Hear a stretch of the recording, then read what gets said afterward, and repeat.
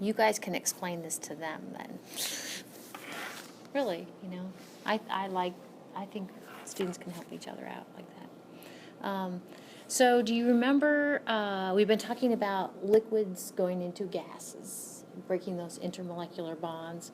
And I'm not going to bring it up again, but we said that basically if you were to look at, I can't remember which way it was, but we looked at a chart, boiling point temperature, which basically the equilibrium vapor pressure is equal to the atmospheric pressure, boiling point temperatures versus heat of vaporizations, okay? We actually came up with kind of each one of these dots would be kind of, there was a little bit of scatter, but each one of those dots is a different substance. So basically, the higher the boiling point temperature, the greater the heat of vaporization. Well, some substances, the heat of vaporization kind of changes over temperature, but if it's relatively constant, if the delta H of VAP is constant, then this relationship holds true. And this is the Clausius Clapeyron plot, or Clausius Clapeyron equation. Clausius Clapeyron equation, or the CC equation, if you don't want to, okay? So basically what I just showed you, well, how do I say this? No, forget what I just showed you. Basically it says that the equilibrium vapor pressure at a particular temperature is related by this stuff. The equilibrium vapor pressure, this is the EVP, equilibrium vapor pressure at a particular temperature, is related to the heat of vaporization, IR, the ideal gas law constant. Once we do a Clausius Clapeyron plot, there's going to be, what do they call that, constant of integration. Okay, and that's kind of what we have going on here. So, in other words, when we get started, it's almost easier to show you making these plots, okay? But actually, you are going to, in lab next week, you are going to, at certain temperatures, you are going to get the EVP, equilibrium vapor pressure, affectionately called just the pressure, okay? So at certain temperatures, you get the equilibrium vapor pressure, and it has this relationship. This might be a silly question. So big P is atmospheric pressure, little p is EVP? Little p, there is no atmospheric pressure in here. The Right. little p and EVP and big P are all the same thing. Oh. Yep. I know. Okay. Don't blame me. I think that just might be, well, that's a typo. That is the pressure of the gas. Okay. That So is that's not this. little p, that's just p. That is P. It's the pressure. Because Yeah. I think that, okay. Yeah, I agree. There, kind of looks small. Is that natural log of P? Yep, it's the natural log of P. Yep. Yep. Hi. All right, so that's, You're already seeing really good stuff. Just kidding. Just kidding. I'm recording it, so. So, yeah, that's kind of definitely what you got going on there. And you expect the higher the temperature, the higher the equilibrium vapor pressure. Exactly, but like Hunter said, and let me go on to the next slide so it makes more sense.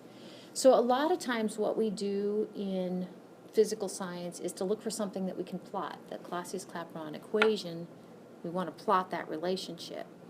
And this actually lines up pretty nicely with this.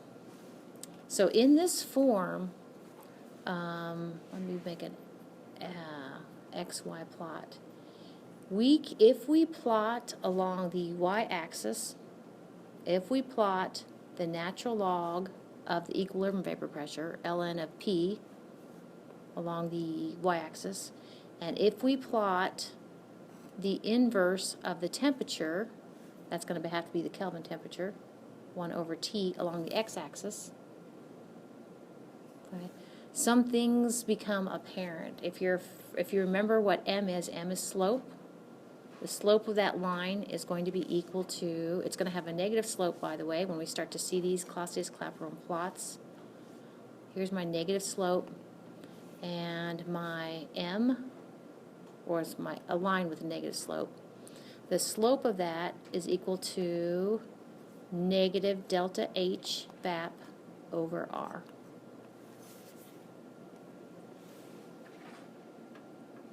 That is a Clausius Clapeyron equation applied to a Clausius Clapeyron plot. where again, what did you gather? Well, you gathered at these assortment of temperatures, you gathered the pressure of your vapor, of your gas. And like Hunter said, though, before you plot it on here, you have to take the natural log, ln of that, ln of your data, and before you plot temperature along the bottom, you have to take the inverse of it. And it has to be, actually T needs to be in units of Kelvin. So all sorts of kind of little nuances. But I'm going to show you, and I bet you this isn't a stretch for you, actually we can use this relationship to do a number of things, including to come up with the heat of vaporization of that substance. So let's kind of see how this looks.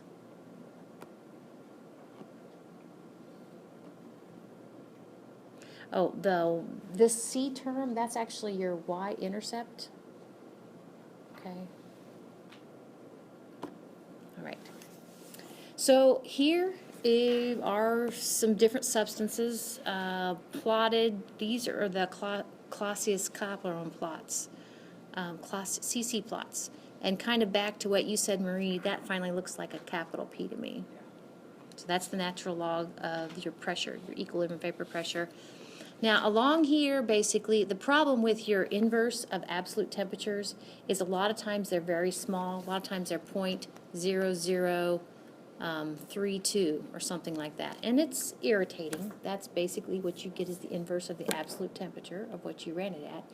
And so what has been done on this plot is basically along the x-axis to go ahead and multiply all of these by, what, 1,000? That's 10 to the third, okay? So, in other words, this right here, where is it? This right here really is 1 over T is equal to 0.0032. Don't blame me, it's just the way it is. But it's easier to write 3.2 than it is 0.0032. Okay, so I'm just telling you that's kind of the way it is. All right, so we're starting with aniline. Okay, we've been talking about polarity. Aniline is a benzene ring with an amine group. Looks like a primary amine because it's just got one thing that's not a hydrogen. Okay, so remember then that can hydrogen bond. Anyway, so what they did was to run this aniline at 1, 2, 3, 4, 5 different temperatures. Okay, they got the equilibrium vapor pressure. They took the natural log of the equilibrium vapor pressure, and they took the temperatures and converted to Kelvin probably, and took the inverse of that, and got kind of ordered pairs, and those are those 5 points. So that's aniline, okay, and here are some other ones. Each color is a different substance. So those are the Clausius Clapeyron plots for those substances. So we have toluene right next to it, and then water, and then benzene, and then diethyl ether. All right. So let's jump into a couple of problems, okay? So, and I'm going to bring it up again, but kind of like the third one or something over was benzene, okay? I think it was this one right here, the blue one. The blue one's benzene. We can actually answer this question using that line, and we are going to. So it could go something like this. What temperature in Kelvin is needed for the benzene to have an equilibrium vapor pressure of 116 millimeters of mercury? Now, right off the bat, okay, our pressure over here is the natural log of the pressure, okay? Not to mention along the bottom here is 1 over the absolute temperature. But we can do it. So actually what you're going to see us do basically is to go ahead and take that 116 millimeters mercury, take the ln of 116, okay, and that's what we're going to find along our y-axis. We're going to see where it intersects our benzene, then we're going to come down here, and actually that is going to be the inverse of our temperature, and we're going to have to fix that. So that's kind of where we're going with this, what temperature is needed. So the natural log of 116, and I did bring my calculator. Feel free to check me if you want, or check you, or I've used these slides quite a few times. I think they're pretty much right. But you are going to want to be able to find your ln key. What's going on here? So natural log of 116 is 4.75. Now, how does this go? Okay, well, that's okay. I'll go with that. So we're going to find that along the y-axis. So here we go. There's benzene, 4.75 along the y-axis. That's the natural log of the equilibrium vapor pressure in question. So it looks like about there, 4.75. Where does it intersect? About there. We come down from there to get our 1 over t. And we're after t, so we're getting close. So remember the 3.3, that it really means 0.0033? How irritating is that? Okay, so we got to kind of fix that. Okay, so the real inverse of temperature is 3.3 times 10 to the negative third. Okay, or 0.0033. So now, and this is, I'm not a math teacher, though no, you do not get math credit for this. But if you really want temperature and it's in the denominator, what we can do and what we're going to do is basically take basically flip both of them. And that's to say, if we take 1 over 3.30 times 10 to the negative third, that will give you your t, which is what we're after. It's exactly what we're going to do. Okay, so to get the real t, you take 1 over the number that you picked off. Which, this is kind of a weird example to me, I think. If you do that in your calculator, you're going to come up with the temperature is 303, which is weird. There's a lot of, see, 330, 303. It just looks weird to me. But that's the flipped back, the real temperature. And of course it's in units of Kelvin. So you'd be done. At what temperature is needed for benzene to have an equilibrium vapor pressure of 116 millimeters mercury? You're done. Using the little Clausius Clapeyron plot.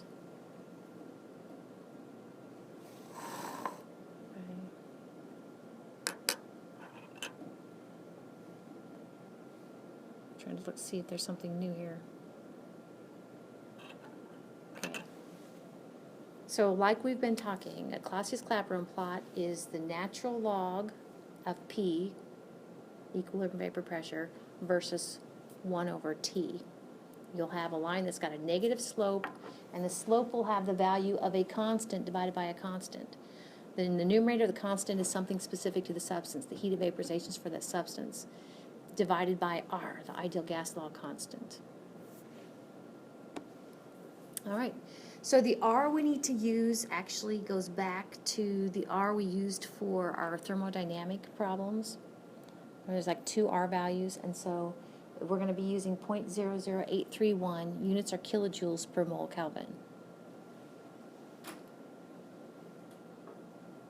Okay. So let's go ahead and say you were in the lab and you came up with these sets of data. You ran it 1, 2, 3, 4, 5, 6, 7 at 7 different temperatures, and this is actually real data as far as I know for the substance nitric acid.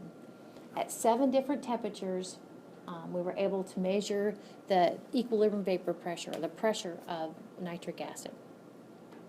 And actually, this is exactly what you're going to do on Thursday's lab. Okay, so we can't do a Clausius Clapeyron plot with those. We have to use Logger Pro to kind of manipulate that data, which is not too bad. We'll definitely do that. So here in this example, we're going to go ahead and knock out just a regular old plot along the y-axis, P, equilibrium vapor pressure, not ln of P, just P, and along the x-axis, we're going to just put temperature. Okay, that's not a Clausius Clapeyron plot. This is a Clausius Clapeyron plot. We're going to prepare a second plot, which is the real deal. Along the y-axis, we're going to take the natural log of those equilibrium vapor pressures, and along the x-axis, it's going to be 1 over T in kelvins. And then we're actually, from that information in this example, we're going to go ahead and knock out the delta H vaporization for nitric acid based upon the plot, based upon the curve. So here we go. This is that first plot. This is not a Clausius Clapeyron plot.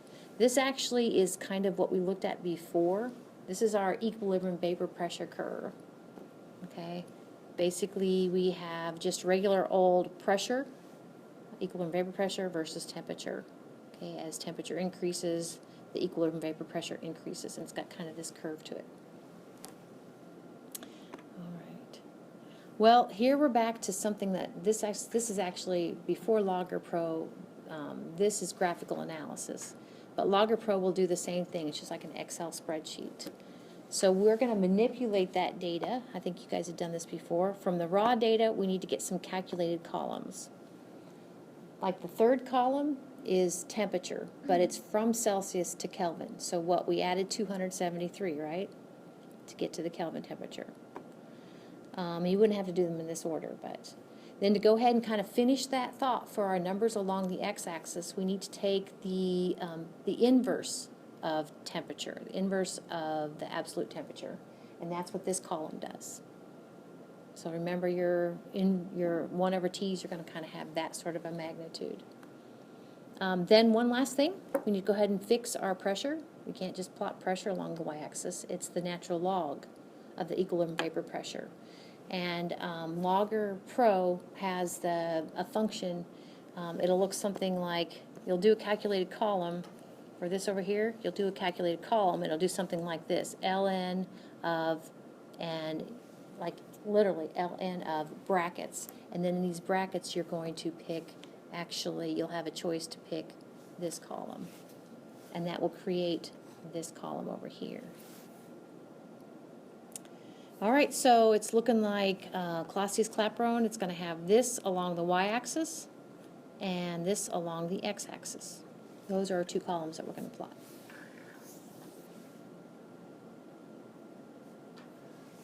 All right, here we go. Drum roll. Negative slope. Okay, those are all of our points. Logger Pro, you can get a little box there that tells you how straight your line is. Also in that little box is telling you what the slope is, and we're going to use that slope to come up with the heat of vaporization. So remember, if you see something like this, this right here, the 003 is 10 to the third. So it's really, the slope is negative 4.64 times 10 to the third. All right, so far so good. So the heat of vaporization we can get from that. Okay, so the slope, units of the slope are going to be K, kelvins. We're actually going to bump up against this. M slope is equal to rise over run, or change in y, delta y, over change in x. Okay. Now you can get the units by actually looking at of your slope by looking at what the units of your x and y are. We are going to take the units of y. Remember, that was the ln of p. It's going to be unitless. No units. Okay. Units of x, well, that was the 1 over t. So units of x are actually 1 over Kelvin. So if the only units we kind of need to resolve are basically 1 over Kelvin, right? That's equal to Kelvin. So units of, and actually dimensionally or units wise, this is going to work out well for our heat of vaporization using our gas law constant, RR. Did you need that back again? Okay.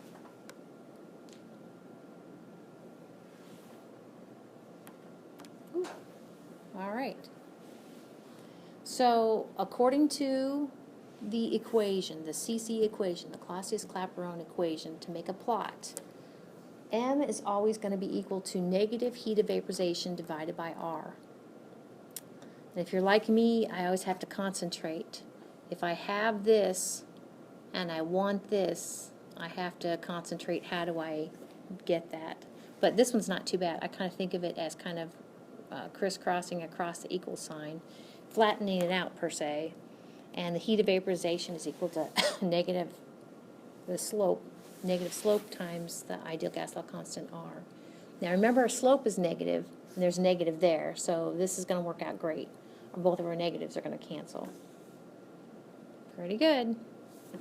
So the heat of vaporization for nitric acid, now we can go for it. So the heat of vaporization for nitric acid, we take the slope, and my slides aren't very good right here, because to me, I think I already canceled my negatives. I don't know how we want to do that. I would take negative outside here, and I put a negative there with my 4640 Kelvin, 4,640 Kelvin, and then those two negatives obliterate each other.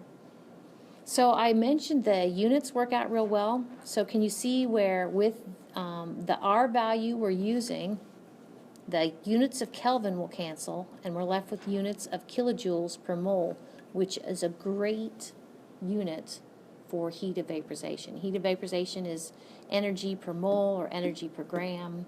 So this is great, energy per mole of nitric acid. So it looks like we're going to round according to 3 significant figures. And so it's 38.6 kilojoules of energy per mole of nitric acid to get it to go from its liquid to its vapor state. Heat of vaporization. It's positive, which makes sense too, right? Heats of vaporization are endothermic. I think that's it. Okay? So that was one sort of problem you might run into. Another thing we can do with the Clausius Clapeyron plots, the curves, we can pick off things like this. What is the normal boiling point temperature of nitric acid based upon the plot that we had? Well, you need to remember what the definition of the normal boiling point temperature is. Do you guys have this slide? No? Okay. No? Okay. This was actually a review slide. By definition, what is the normal boiling point temperature? Well, it's the temperature at which the equilibrium vapor pressure is equal to atmospheric pressure. Okay, so that's what we're after. Equilibrium vapor pressure is equal to atmospheric pressure. So going back to our problem then, okay, basically we are after what is the temperature when the equilibrium vapor pressure of nitric acid is 1 atmosphere. Okay. So normal atmospheric pressure is 1 atmosphere. It's also 760 millimeters of mercury. It's also, remember, 1 millimeter mercury is equal to 1 torr. It's also 760 torr. Okay, these are all normal pressure. Normal atmospheric. Goodness, that's ugly. Okay, normal atmospheric pressure. So, basically, what is T when the EVP, equilibrium vapor pressure of nitric acid, is 760 millimeters mercury? Well, again, P is not on our y-axis for our curve. The natural log of P is. So we're going to have to take the natural log of 760. So if we take the natural log of 760 millimeters of mercury, it's 6.633. And we'll have to be, with pHs and everything, we'll definitely be using the log function more. And one of the things I'm going to try to describe to you is rounding. When you are using a log function, whether it's the natural log or log base 10 log, you round according to significant figures. But in this case, the thing we were taking the natural log of had 3 significant figures. We show 3 significant figures in the decimal places after, in the digits after the decimal place. The first number after you apply a log is kind of showing magnitude, okay, in a sense. And then after the decimal, that's where our sig figs come in. Anyway, so aside from that rounding thing, 6.633 is what we're going to have to find along the y-axis. Well, it gets a little tricky. This is one of those cases where actually 6.33 goes off of our line. So we are, I think the previous slide says, yeah, this right here, we are extrapolating versus interpolating. Extrapolating means you are off the line, off the calibration curve, which is okay. You're off the calibration curve. That's extrapolation. Interpolation is what you guys did for your nickel 2 sulfates. Okay. So interpolation basically is a curve. You have a curve here, and your unknown is here. Okay, that's interpolation. Extrapolation is where you have a curve here. Here's my standards, and in this case, my unknown is right here. Okay, it's a subtle difference. So this is kind of similar to what Logger Pro would do for you. That up there at the top, okay, that actually corresponds to 6.63, okay, as the natural log of the equilibrium vapor pressure. And then where it intersects with the x-axis down there, oops, sorry. Where it intersects is 0.00281. So that is the inverse of the temperature that we're after, right there. All right. So we know that to get to the temperature from the inverse of the temperature, we need to take 1 over that number, and that's exactly what we're going to do. So 1 over 0.00281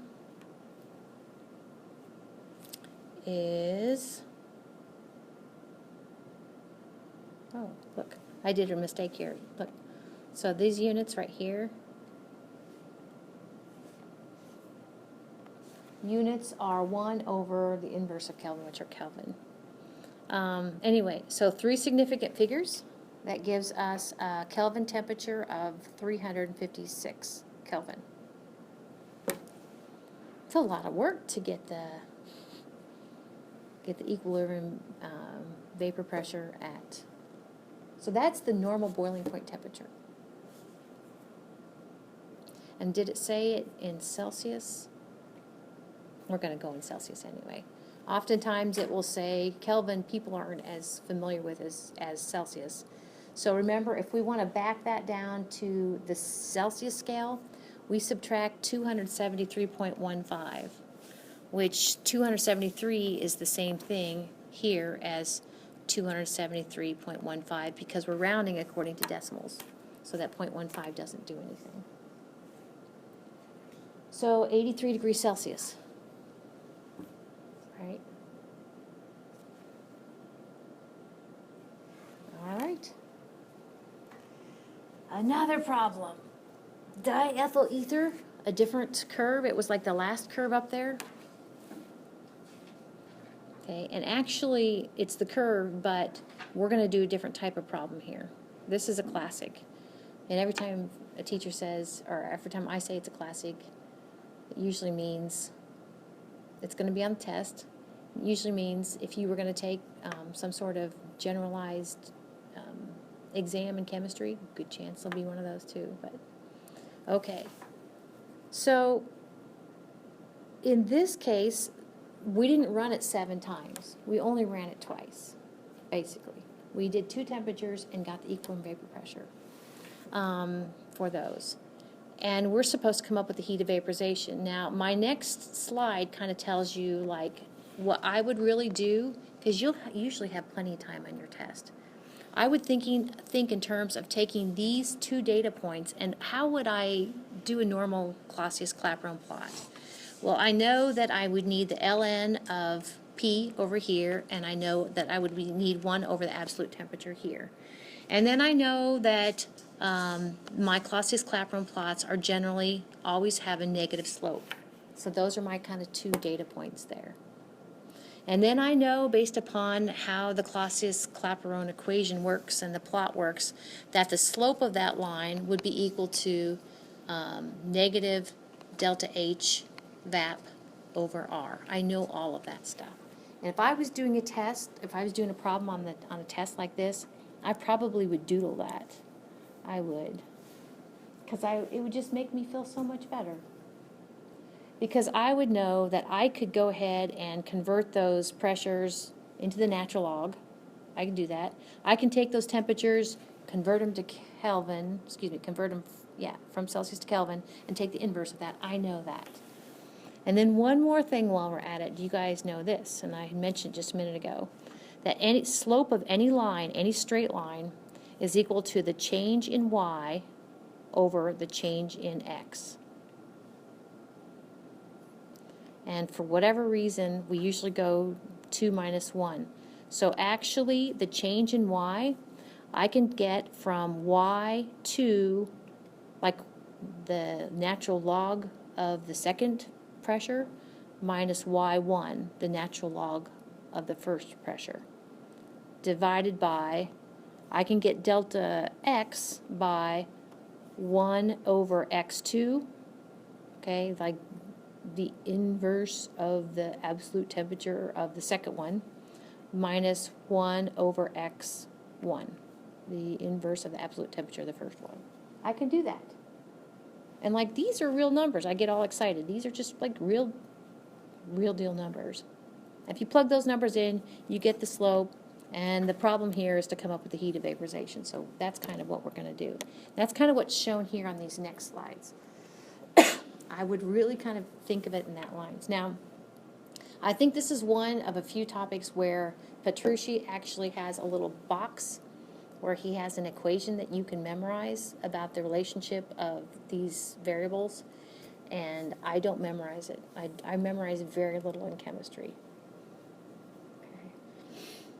So that's kind of what we're going to do here. In fact, on my answer keys, a lot of times I will make like columns, like Logger Pro would make columns, and go ahead and manipulate it across.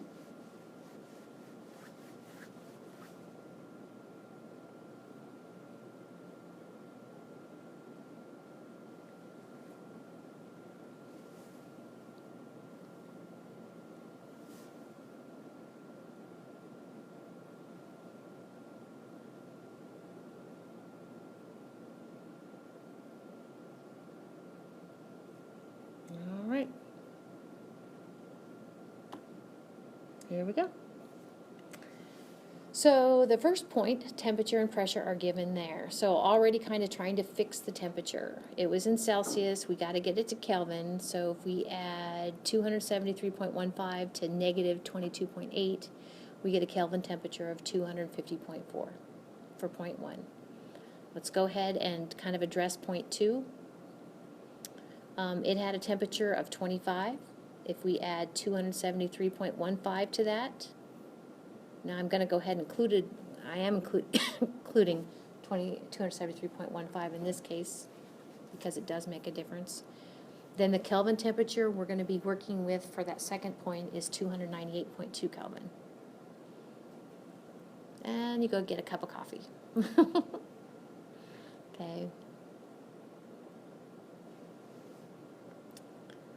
So like I said, for any straight line, the slope is equal to the change in y divided by the change in x. So in other words, it's the natural log of P2 minus the natural, now these look lowercase again, minus the natural log of P1 divided by the inverse of T2 minus the inverse of T1.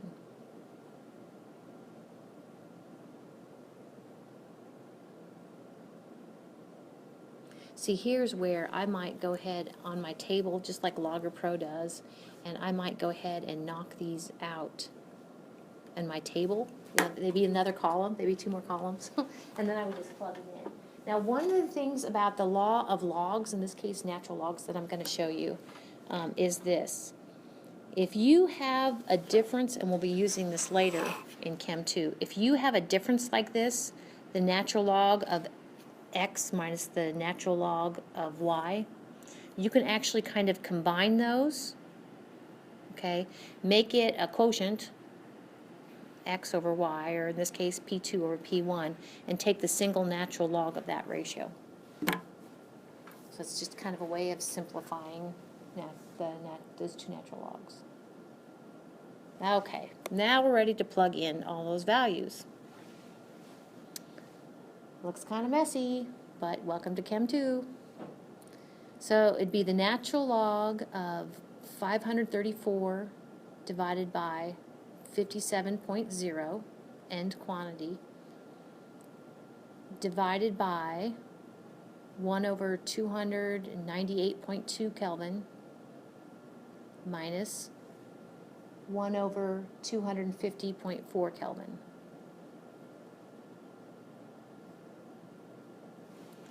So if we look at what units we have left, let's see, there's no units up here, and we're left with basically units of 1 over K in the bottom, which 1 over K is equal to K. So now this is where I laugh, because I would put this in my calculator a few times and see if I keep getting the same number. Okay? But because I find this kind of especially awkward down there. But it's not too bad, because actually your calculators a lot of times have the 1 over X key, so you can kind of use that to your advantage. So it's not too bad. But if you already have them as a column, then you just plug them in. And your slope is easier, I think. So anyway, it looks like we need to round according to 3 significant figures. Remember, I told you that if you take the log of a number, which we have 3 significant figures for both of those numbers, that number of significant figures is relayed in the digits after the decimal places. Oh, I knew this. So we have 4 significant figures there. I can't explain that.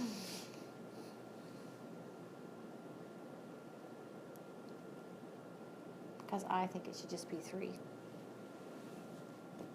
I'm arguing with myself.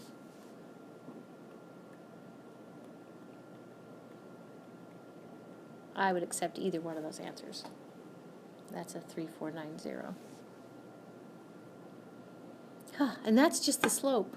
So, when it does come to 2.2737, do you take the 4 significant figures, or do you take the 3 after this?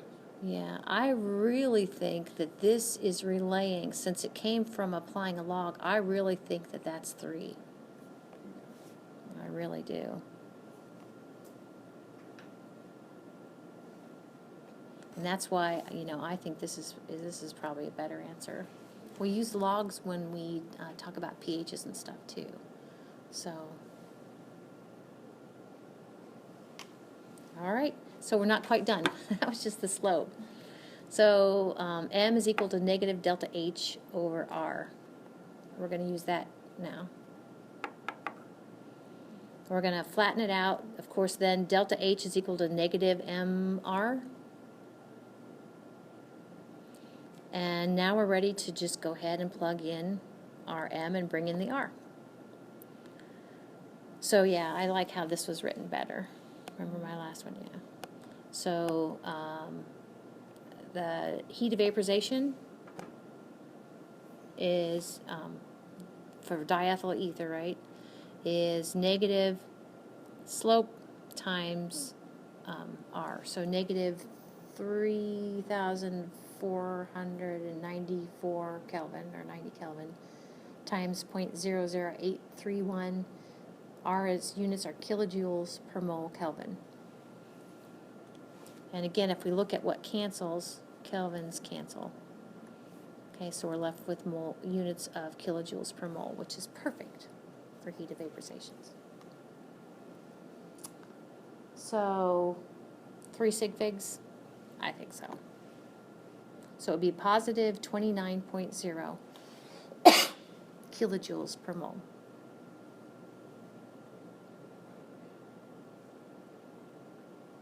Pretty good. And you could look that up. If that was your raw data, you could actually look that up online somewhere to see if that's the literature value for diethyl ether. Heat of vaporization. All right, so I don't know if it might be changed in your notes, but where it says graphical analysis for Windows, actually you guys are using Logger Pro. So the same thing where you guys used for your Beer's Law plots. So let's take a look at these right quick. Don't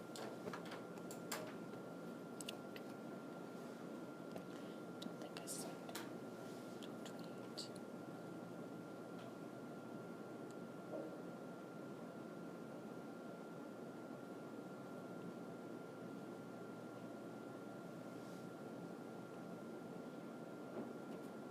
That looks like it. Okay. So, you're going to use this figure to answer a few questions. First, picking on aniline, which is the first red one. It says you're supposed to knock out the normal boiling point temperature of aniline.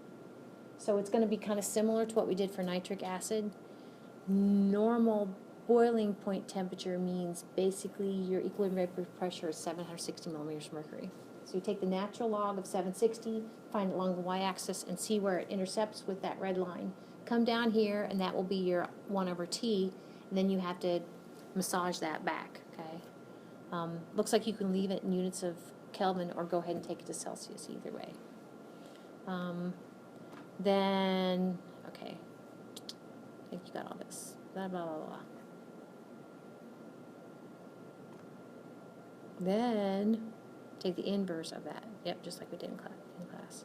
Okay, so B is then the last curve, diethyl ether. In this case, they give you a temperature and they want to know what the equilibrium vapor pressure is. Now, we didn't do one of these, I don't think, yet.